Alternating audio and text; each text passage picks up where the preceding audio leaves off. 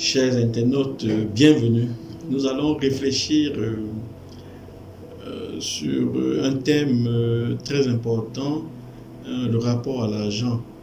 La richesse est-elle un péché? Voilà la question qu'on peut se poser. Est-ce qu'être riche est un péché? Cette question nous arrive parce que très souvent dans la Bible, les personnes riches sont souvent présentées comme de mauvaises personnes. Voilà. Est-ce que être riche est réellement un péché?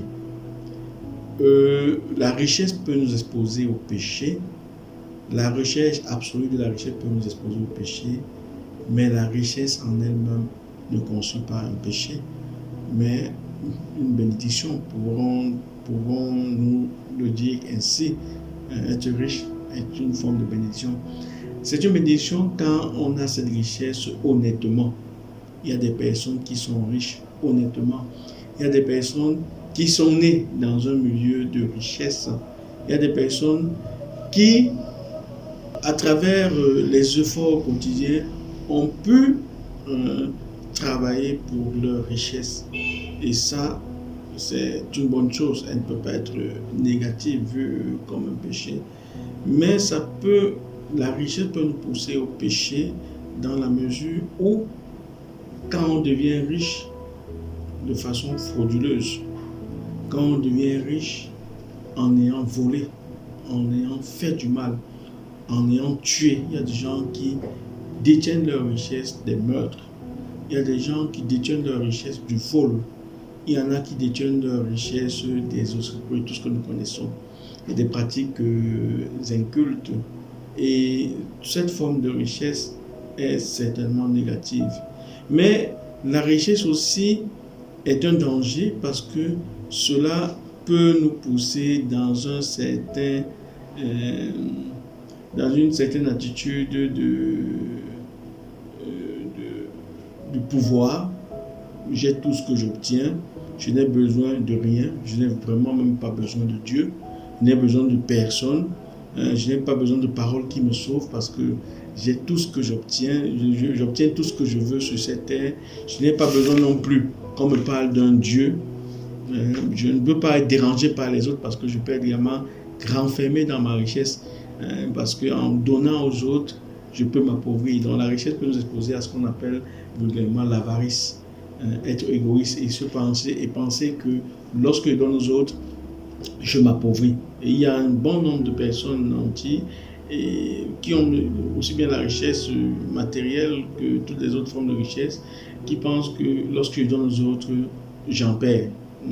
On a des enfants qui ont une intelligence assez aiguisée, qui ne veulent pas partager leur intelligence en donnant des répétitions, des leçons à leurs camarades parce qu'ils se disent quand je vais leur donner, je vais en perdre. Donc, et même ceux qui ont de l'argent et qui possèdent, ils se disent quand je vais offrir, je vais en perdre. Non.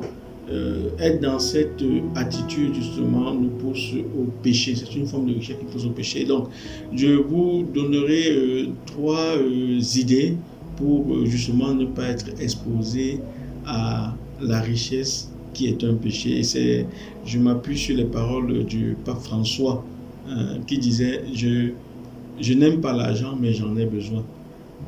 On a besoin de l'argent. L'argent, dès lors que l'argent devient un maître, ça devient dangereux. C'est un bon serviteur mais un mauvais maître. Et donc il faudrait toujours avoir un rapport de serviteur, que l'argent soit à notre service et non que nous soyons au service de l'argent. Si l'argent devient notre raison d'être, si l'argent est au premier point dans les relations avec les autres, si c'est l'argent que je mets toujours au devant dans les relations, dans la vie, alors devient véritablement un danger pour ma vie de foi. Et il y a également une deuxième, pratiquer le renoncement et la sobriété, savoir se contenter de ce qu'on a. Ne pas toujours chercher à avoir plus. Il y en a qui vivent dans une dynamique illimitée de recherche d'argent. On veut les biens, on ne veut pas s'arrêter, on n'a pas de limite. Il faut apprendre à faire des limites. Il faut apprendre à renoncer à la sobriété, c'est-à-dire mettre un frein. pas toujours être dans une consommation effrénée. Je mets un frein. La troisième solution, c'est bien sûr de donner, et particulièrement aux personnes nécessiteuses autour de nous, de savoir apprendre à se dire ce que j'ai reçu est certainement par pure grâce de Dieu. Quel est le bien que je peux accomplir à travers la richesse que Dieu me donne? Et il y a plus de joie à donner qu'à recevoir. Et quand on est conscient que ce que nous avons vient de Dieu, quand nous partageons, nous sommes dans une certaine forme d'action de grâce. Et c'est pourquoi ceux qui donnent davantage, on dit ceux qui donnent le pauvre prête à Dieu.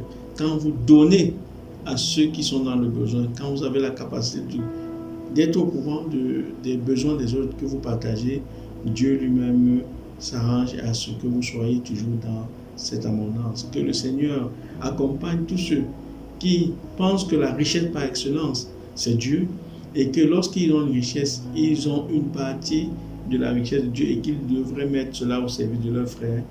Que le Seigneur puisse davantage les bénir.